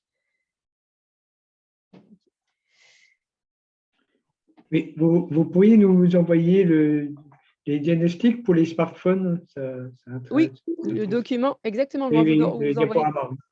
le Merci. diaporama, en effet. Pas de problème. On vous enverra ces éléments-là, comme ça vous pourrez vous-même réaliser les diagnostics. Et n'hésitez pas à nous faire des retours lorsque vous testerez aussi ces outils-là, ça nous aidera nous-mêmes à les améliorer. Donc, alors je regarde, il y a aussi des réponses. Est-ce qu'on pourra avoir une copie de la présentation? Oui, donc tout ça, pas de problème. De toute façon, Guillaume va le rappeler, mais pour tous ceux qui souhaiteraient avoir les supports, n'hésitez pas à le faire savoir à Guillaume qui vous les communiquera. Donc, je continue. Donc, une fois qu'on Ah, a il du y a coup une question, il oui, y a une question, pardon. madame Émilie, je crois, voulait poser une question. Alors, c'est Amy, donc je suis conseillère numérique France Service et du coup, ma question, c'était par rapport à ce que j'avais mis dans le chat, en fait, au niveau de la question 2 sur les bons clics. En Mmh. fait, c'est vrai que souvent, quand on répond à la première question, voilà, on note bonjour dans la case. Est-ce que vous voulez faire plus de cours sur internet, et cetera, par exemple? Si on met oui, on se retrouve effectivement bloqué avec, s'identifier pour, trouver des cours, et cetera. Et sinon, on met retour à la page d'accueil et du coup, c'est vrai que pour certaines réponses, ça bloque. Ah, j'ai compris de quoi vous parlez. OK. En fait, en effet, quand vous avez répondu, vous avez validé la question correctement, ou pas d'ailleurs, on va vous attribuer un niveau en vous disant, bah, vous êtes plutôt niveau débutant, niveau intermédiaire, niveau avancé et on vous demande si vous souhaitez apprendre davantage, si vous souhaitez monter en compétence sur le numérique. Et si vous dites oui, en effet, ils vont vous basculer vers donc le site, hein, pour que vous puissiez avoir accès aux ressources. Et pour pouvoir accéder aux ressources, pardon, il faut forcément avoir un compte. Ça, c'est la limite, c'est que voilà, c'est WeTakeCare, donc l'association qui a créé le site internet, qui a souhaité que toutes les ressources soient accessibles uniquement pour les personnes qui se sont créées un compte. Donc, en effet, moi, je vous invite vraiment à vous créer un compte. C'est pas très compliqué à faire, c'est assez rapide. En général, on vous demande juste nom, prénom et un mail. Voilà, et éventuellement, on va vous demander à quelle structure vous êtes rattaché. Mais voilà, on ne vous demande pas plus d'informations que cela. Et c'est l'avantage de créer un compte, c'est que déjà, vous allez avoir accès à toutes les ressources, d'une. Et de deux, vous pourrez aussi notamment mieux suivre vos apprenants. Si jamais vous leur proposez des ateliers collectifs, par exemple, vous pourrez du coup leur proposer de faire les exercices, par exemple, chez eux, s'ils ont un ordinateur notamment. Et ça vous permettra, vous, de voir ce qu'ils ont fait, ce qu'ils n'ont pas fait, ce sur quoi ils ont eu des difficultés, et de faire du coup un suivi des personnes que vous accompagnez. Voilà pourquoi en fait ils ont opté pour cette option de création de compte. Donc je peux comprendre que ça peut être gênant, mais c'est un avantage aussi pour vous. Oui, oui, il y a pas de souci, mais après, c'était pour les personnes. Après, chez elles ont pas forcément envie de faire un compte, et cetera. C'était pour ça. Après, j'ai pas mal de collègues CNFS qui utilisent aussi, les bons clics et qui du coup, disent que c'est très bien, et cetera. Moi, je l'ai pas beaucoup utilisé puisqu'on fait plutôt les choses en interne, Mmh. heu, avec, voilà, des mises en situation plus qu'un diagnostic formalisé qui peut, du coup effrayer notre type de public. Mais pour l'instant, je suis pas encore, sur du public migrant, donc c'est des choses qui vont arriver, donc je prends un maximum d'infos et voilà, D'accord. c'est cool. En tout Merci. cas, je vous invite vraiment tous à vous créer un compte le plus tôt possible parce Mmh. que vraiment ça vous facilitera énormément les choses. D'accord? OK. Hem Donc du coup, une fois qu'on a pris le temps, voilà, de mieux comprendre le besoin de la personne, de mieux cerner son profil et de diagnostiquer son niveau de précarité numérique, ensuite on est en mesure du coup de lui proposer un accompagnement, une solution, à long terme, soit une solution qui sera dans notre structure, une solution interne, si vous êtes en mesure de lui apporter cette solution, soit, il faudra l'orienter vers des structures, les partenaires sociaux voilà, qui se trouvent dans la région où vous êtes, localisés, d'accord? Alors parmi les solutions déjà que vous pouvez proposer, Il y en a plusieurs, hein. La première, c'est de connecter, hein, tout simplement les publics, hein, en recharge et en carte SIM. Et ça, pour beaucoup d'entre vous, vous le faites déjà, notamment via les recharges et Mail Connect, auxquels vous avez accès en tant que relais numérique. Donc voilà, c'est important que vous puissiez continuer à faire ces choses-là en fonction des besoins des personnes. Maintenant, si vous avez besoin aussi de conseiller les personnes pour accéder à d'autres types de connexions Internet ou par exemple à des abonnements téléphoniques ou Internet, c'est aussi possible. Mais du coup, voilà, il faudra aussi que vous jouiez ce rôle de conseiller pour les aider à souscrire à l'offre la plus avantageuse, qui correspond aussi bien à ses besoins, mais aussi à son budget. Ça, c'est important aussi que la personne choisisse le bon abonnement, par exemple. L'autre solution aussi qu'on peut proposer, c'est d'équiper les publics, tout simplement, hein, via notamment la vente solidaire d'équipements que vous pouvez faire. Vous pouvez aussi, mettre en place des espaces en libre accès dans vos structures si vous avez la possibilité, si vous avez l'espace. Vous avez une salle, par exemple, en plus, dans laquelle vous pouvez mettre des ordinateurs. Ça peut être un lieu intéressant pour les publics qui n'ont pas d'ordinateur chez eux et qui pourraient réaliser des démarches tout seuls.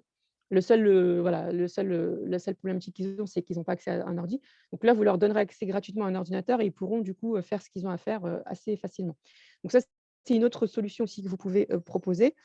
Par rapport aux équipements aussi, si je ne me trompe pas, vous pouvez aussi orienter vos publics vers nos points d'accueil pour qu'ils puissent venir acheter pardon, du matériel à tarif solidaire. Encore une fois, ça va dépendre des stocks disponibles parce que là-dessus, voilà, on a aussi un souci. Guillaume, n'hésite pas à compléter, hein, s'il y a des éléments que j'ai oubliés, hein, par rapport à sur cette partie-là, hein. Donc ça, c'est pour la partie équipement. Vas-y, je t'en prie, continue. Voilà, et puis du coup, il y a aussi d'autres solutions que vous pouvez apporter qui va concerner plutôt l'accompagnement sur les compétences numériques. Vous pouvez notamment mettre en place des ateliers sur les compétences numériques de base, soit ça se fera sous forme, soit ça sera en collectif, pardon, soit ça se fera plutôt en individuel, hein. Mais du coup, l'idée étant de faire monter les personnes sur les compétences numériques de base. Vous pouvez proposer aussi des permanences numériques. Là, du coup, ce sera un accompagnement beaucoup plus personnalisé. Vous pouvez aussi faire de l'assistance numérique, donc c'est vraiment aider les personnes, faire à la place d'eux, ou, notamment pour ceux qui sont en très, très grosses difficultés et qui sont dans une urgence sociale et pour lesquels il faut réaliser les démarches assez rapidement. Donc voilà, il y a plusieurs possibilités qui s'offrent à vous parmi les solutions que vous pouvez mettre en place. Vas-y Guillaume, je t'en prie. Oui, et pour compléter, alors on a bien conscience que vous êtes, très, très différents en fait, hein, aujourd'hui, hein, dans votre différents accompagnements. Il y a des maturités différentes, il y en a qui font que de la connexion, que de l'équipement, ou alors que de l'accompagnement ou tout à la fois. Donc c'est voilà.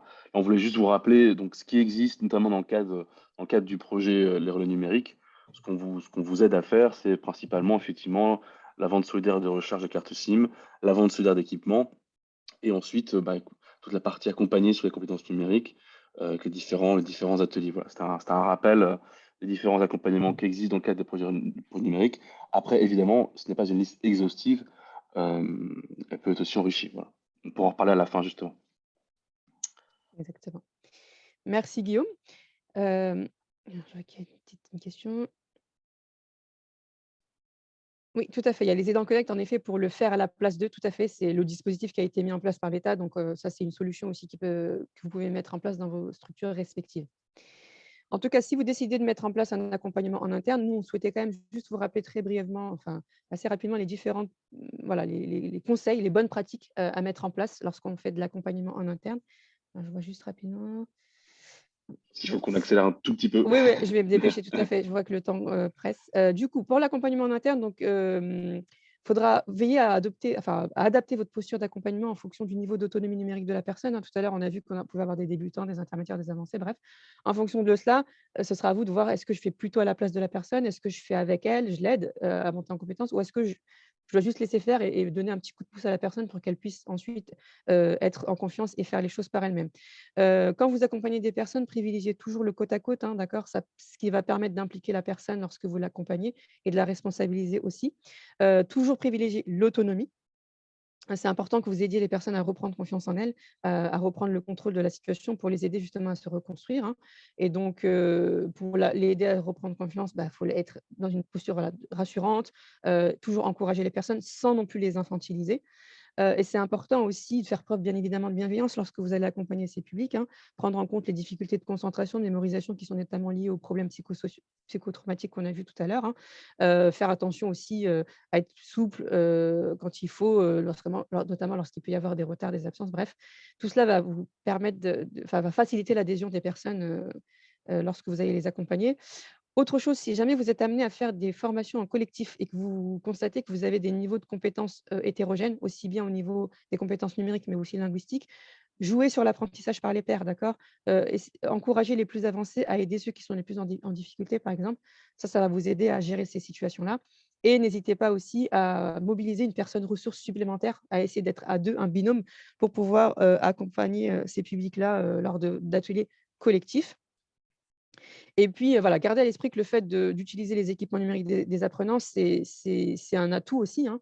C'est que ça va permettre de sécuriser aussi leur apprentissage et de les mettre en confiance. Donc, il ne faut pas voir ça comme une contrainte en vous disant: «Mince, tout le monde a des équipements différents, comment est-ce que je vais faire?» Bah, gardez à l'esprit que vous allez vous partir des compétences de base des personnes, vous allez ensuite pou les aider à construire de nouvelles compétences à ce niveau-là. Autre chose aussi, c'est important quand même de sensibiliser et d'informer sur toutes les questions liées à la sécurité, l'éthique et la gestion des données sur internet, d'accord? Faire attention à utiliser une navigation privée, voilà, à effacer l'historique de navigation, à utiliser des outils libres aussi, par exemple. C'est un peu le type de choses sur lesquelles il faut, orienter les gens, à utiliser des sites internet sécurisés avec le cadenas ou le HTTPS, par exemple. Donc tout ça, c'est des réflexes aussi sur lesquels il faut former les personnes. Ça, c'est très important. Et puis, n'hésitez pas aussi à mixer l'apprentissage des compétences numériques et l'apprentissage du français lorsque vous proposez des accompagnements. Ça permet justement, du coup, aux personnes de monter en compétence sur ces différents volets-là, d'accord? Et dans la mesure du possible, essayez d'adapter les supports de formation. Simplifiez vos supports de formation, essayez de les traduire aussi, dans la mesure du possible. Voilà. Et puis dernière chose aussi que je voulais vous dire par rapport à toute la question des postures, gardez à l'esprit l'importance aussi de l'interculturalité, pardon, lorsque vous accompagnez des publics, migrants. D'accord? C'est important de suspendre son jugement, de se décentrer de soi, pour mieux comprendre, aussi la personne qu'on a en face de soi. Pour ça justement, le mieux, c'est quand même de prendre le temps de questionner l'autre, de prendre en compte ses spécificités culturelles pour mieux comprendre aussi pourquoi elle est dans telle et telle situation, pourquoi elle réagit de telle ou telle façon, pourquoi elle a telle et telle attitude. Bref, tout ça va vous aider à mieux comprendre aussi, la situation, et puis surtout, bah, vous allez apprendre à mieux connaître la personne, ça c'est super important, et garder à l'esprit aussi que le fait de prendre en compte les spécificités culturelles, de questionner les gens sur, leur culture, leur pays d'origine, ça va aussi valoriser les personnes que vous avez en face de vous. Et ça va les encourager, enfin ça va les mettre dans une posture, beaucoup plus, encourageante, lorsqu'ils vont apprendre, d'accord? Ça va vraiment, leur faciliter l'apprentissage et l'adhésion, lorsque vous leur proposez notamment un accompagnement. Et puis dernière chose aussi, c'est important quand même qu'il faut de garder à l'esprit qu'il faut expliquer son propre cadre de référence, garder à l'esprit que c'est pas évident pour ces personnes-là de comprendre que quand il y a un rendez-vous qui est donné à une certaine heure, bah, il faut arriver à l'heure, qu'il y a des démarches qu'il faut réaliser et qu'il faut les réaliser à un temps donné, et que si on rate la date, eh ben, du coup, bah, on risque de perdre notamment, les droits auxquels on pouvait prétendre. Donc tout ça, c'est important de bien expliciter parce que c'est pas évident pour ces publics-là qui ne sont pas, habitués au mode de fonctionnement, français. Donc gardez à l'esprit, voilà, qu'il faut toujours expliquer ces choses-là de façon pédagogique, d'accord? Tout en gardant une certaine souplesse aussi, face à certaines situations. OK? Donc ça, c'est les quelques conseils qu'on voulait vous donner par rapport à l'accompagnement en interne. Et pour ce qui est des solutions en externe, si jamais vous ne pouvez pas accompagner les publics, hein, il y a plusieurs outils, hein. Donc le 1er tableau là que vous voyez, à gauche, c'est le secrétariat d'État chargé au numérique qui a mis en place ce tableau et qui vous propose en tout cas différentes solutions en fonction des types de publics que vous accompagnez. Et sinon, vous avez aussi la carto des acteurs, du numérique qui est proposée par Les Bons Clics, hein, sur le site Les Bons Clics, que je vous ai montré tout à l'heure. Vous pourrez prendre le temps de regarder, à tête reposée tranquillement.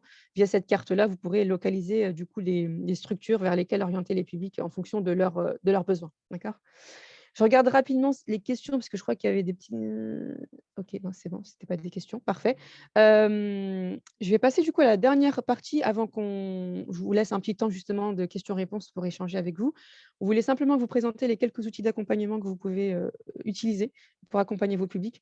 Alors le premier outil, bien évidemment, c'est les kits pédagogiques Les Bons Clics, et je vais vous montrer juste après, à quoi ça ressemble, très rapidement. Et puis ensuite, il y a aussi un autre parcours sur lequel nous, on est en train de travailler actuellement. C'est un parcours de formation qui a été fait spécifiquement, pardon, pour les publics, migrants. Donc c'est un parcours par contre qui se fait sur smartphone et qui mixe compétences numériques et compétences linguistiques. Il y a 2 entrées possibles, 2 entrées de niveau possibles, le niveau intermédiaire et le niveau avancé, et donc c'est un parcours, enfin des modules qui seront disponibles très prochainement sur Les Bons Clics, et vous y aurez accès gratuitement. Donc encore une fois, je vous invite vraiment à vous créer votre compte pour que vous puissiez avoir accès à ces ressources-là. Et donc là, je vais vous faire une petite démo. Déjà, dans un premier temps, des ressources les bons clics, hop, pour que vous voyez à quoi ça ressemble. Donc là, je vais retourner en arrière. Donc là, je vais revenir sur ma page d'accueil du site internet Les Bons Clics, d'accord? Et donc pour pouvoir accéder aux ressources, moi, je vais me connecter, hein, parce que je vous ai dit, si vous n'êtes pas connecté, vous ne pouvez pas avoir accès à toutes les ressources et c'est très compliqué. Donc je me connecte avec mes identifiants. Hop.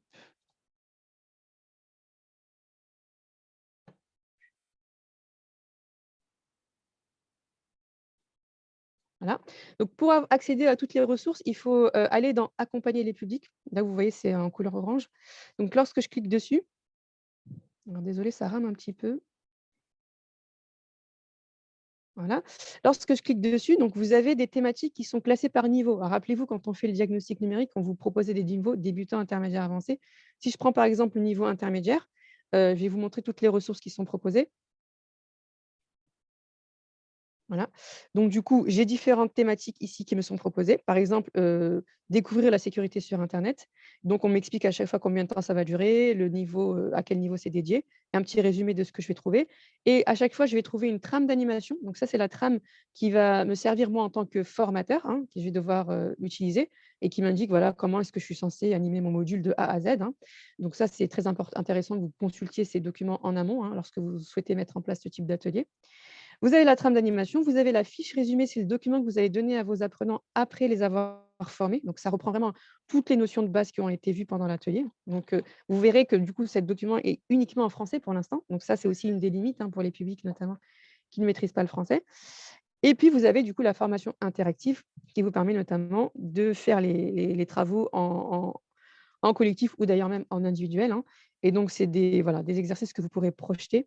Donc, vous verrez que c'est divisé à chaque fois en chapitres.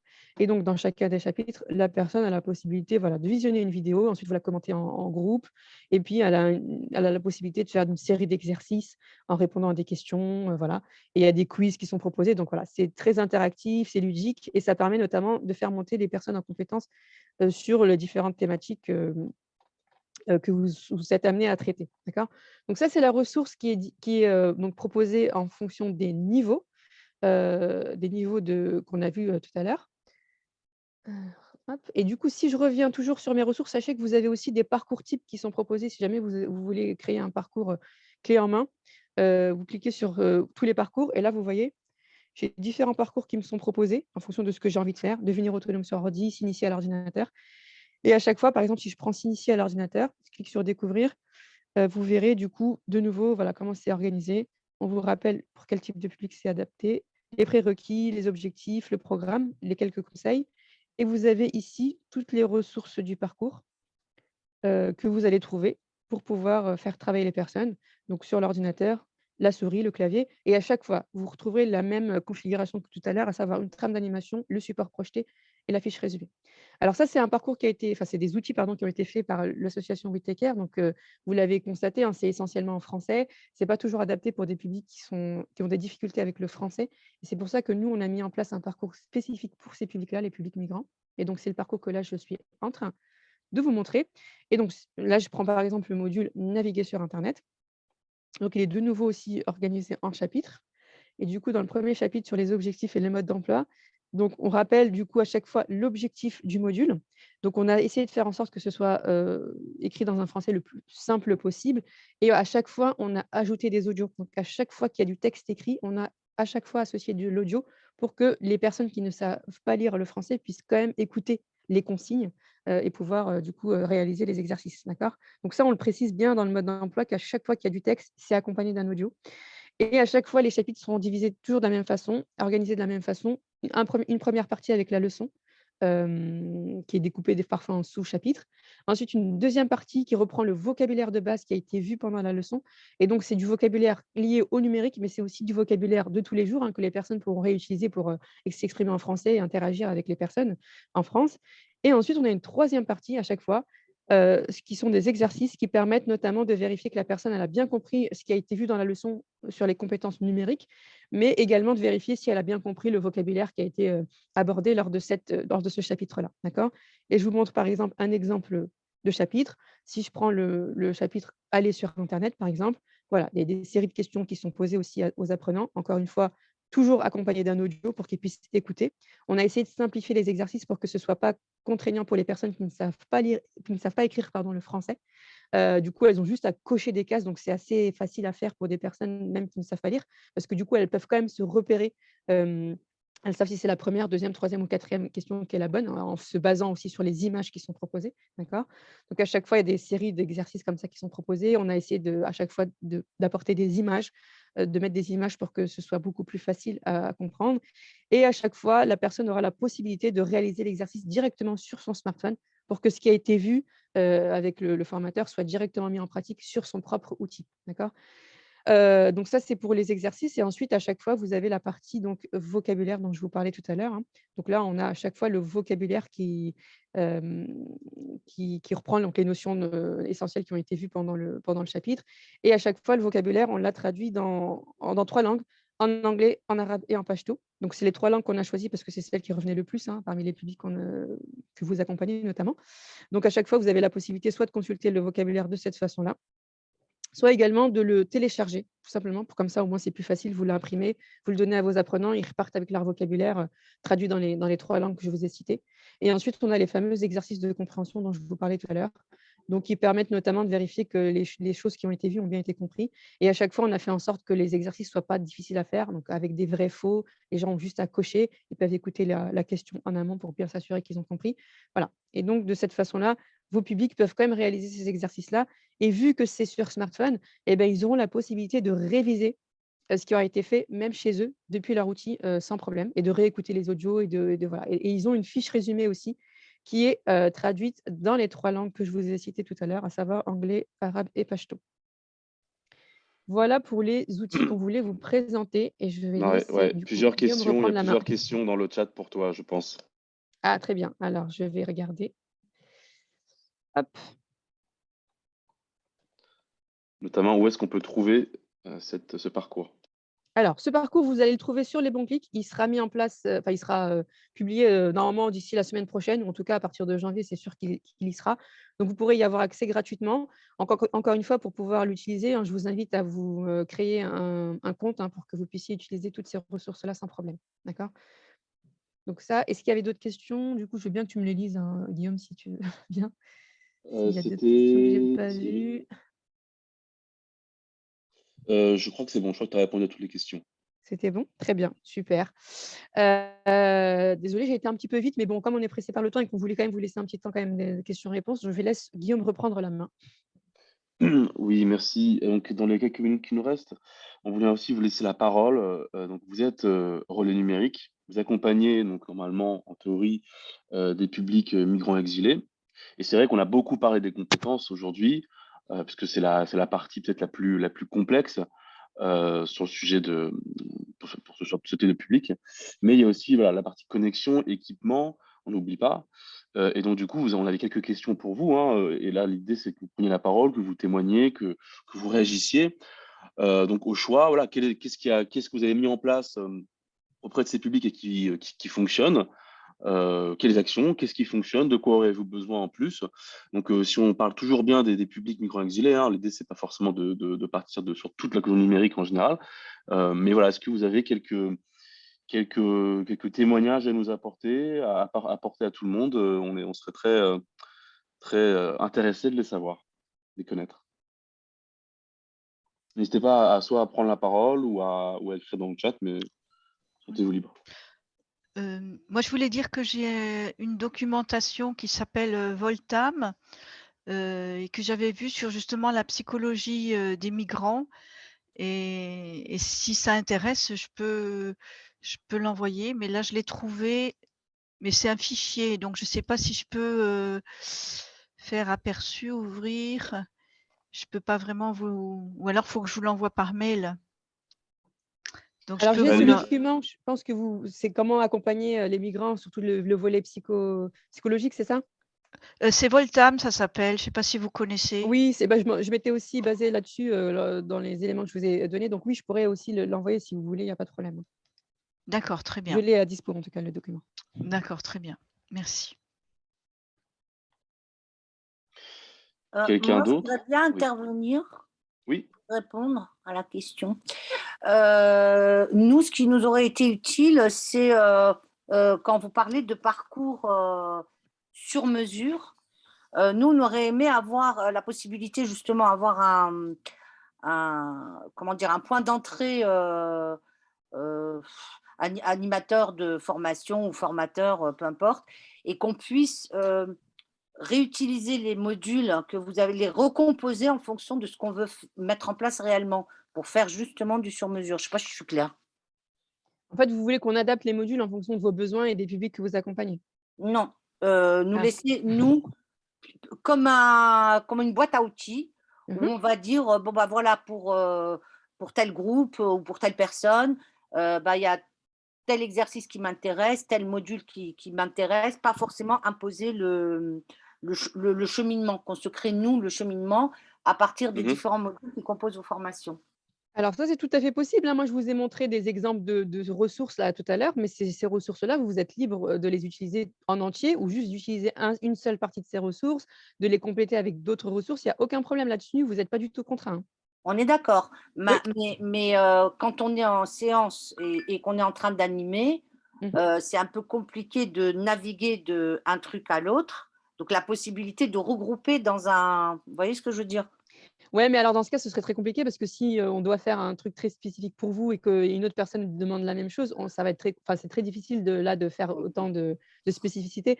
Là, c'est plutôt à vous, en tant que formatrice, de vous dire: «Bah, moi, je vais animer sur tel exercice, ensuite je vais faire tel autre exercice» et c'est à vous de préparer les différents outils et de de les préparer de sorte que vous puissiez les diffuser au bon moment, lorsque vous allez aborder les thématiques, par exemple. D'accord. Et comment je peux les préparer pour qu'au au jour J, en fait, j'ai plus qu'à suivre la trame Alors que j'ai créée? Ouais, alors moi déjà, je vous conseille à vous de vous faire votre propre trame parce que vous avez l'air de dire Oui, que vous avez vraiment oui. envie d'avoir votre propre cheminement. Donc faites-vous votre propre trame et du coup, en fonction, vous vous dites: «Bah, telle partie, je vais utiliser par exemple les ressources des bons clics» et là, faut aller tout simplement chercher la ressource sur le site internet. Elles sont accessibles gratuitement comme je l'ai dit tout à l'heure. Par contre, il faut simplement avoir créé un compte au Ouais, préalable. ok. Donc créez-vous votre compte aujourd'hui, ça prend très peu de temps, hein, vraiment, Non, je non, vois mais ça on a très un rapidement. compte, on a tout Ah ça. bah, alors très bien et nous du coup, ensuite, vous n'avez plus qu'à vous dire: «Bah, moi, j'ai plutôt envie d'utiliser cette ressource-là et puis celle-là» et puis ensuite vous vous regroupez tout dans un dossier ou autre et puis quand le jour J, bah, vous suivez votre trame et vous savez exactement à quel moment vous utilisez les bons clics, à quel moment vous utilisez une autre ressource de Pix ou autre site internet d'ailleurs. Ok, d'accord.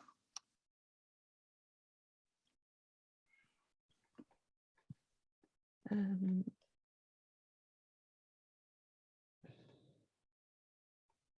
Est-ce qu'il y a d'autres témoignages, d'autres personnes qui veulent prendre la parole? N'hésitez pas.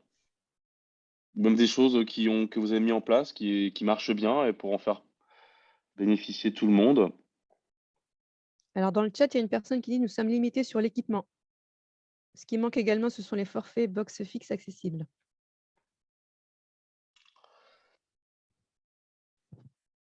Alors effectivement, ça, on le propose pas aujourd'hui. Les parties forfait, on est que sur de la recharge solidaire. La recharge, à prix solidaire, effectivement. Pour les équipements, une des solutions, ce serait éventuellement d'orienter vos publics vers nos points d'accueil, si vous n'êtes pas trop loin de l'un de nos points d'accueil. Et dans ce cas, du coup, ils s'inscrivent chez nous et là, on pourra leur vendre du matériel. Mais encore une fois, je rappelle que les stocks sont quand même pas très. On a des petits stocks de matériel et donc c'est pas dit qu'il obtienne son équipement dans la foulée, quoi.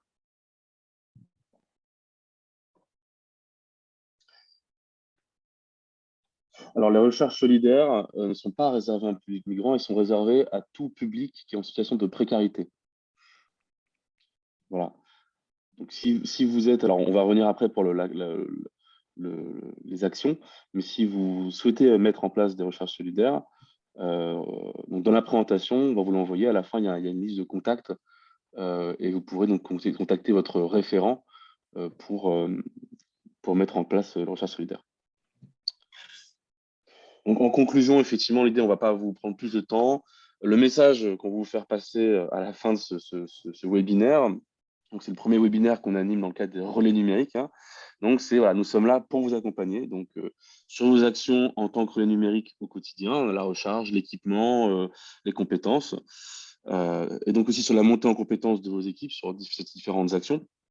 si vous avez de nouveaux besoins, de nouveaux parcours, voilà, l'idée c'est de bien nous le dire, hein, donc dans ces moments d'échange, mais aussi auprès de vos référents. Et bien sûr, si vous avez des nouveaux projets, voilà, des nouveaux sujets qui émergent autour de numérique, on sera très, très heureux de travailler avec vous là-dessus. Voilà. Donc peut-être pour finir, la dernière slide. Donc on va vous envoyer à tous ce support. Comme j'ai vu que beaucoup de gens étaient intéressés, donc on va vous le partager. Enfin, ces supports, parce qu'il y a plusieurs supports, avec notamment les référents en fonction de votre région. Et donc, si vous n'avez pas de référent dans votre région, c'est qu'en fait, la personne à s'adresser, c'est la dernière dans la partie autres départements. Voilà. Est-ce qu'il y a une dernière question, une dernière remarque? On va vous laisser déjeuner.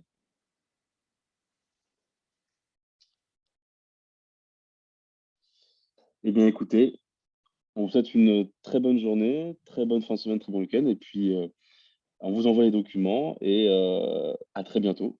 Et merci beaucoup, surtout à Mariam d'avoir animé brillamment ce webinaire. Merci, Guillaume. Merci à tous pour votre participation. À très bientôt. Au revoir. Merci, au revoir. Merci beaucoup. Au revoir.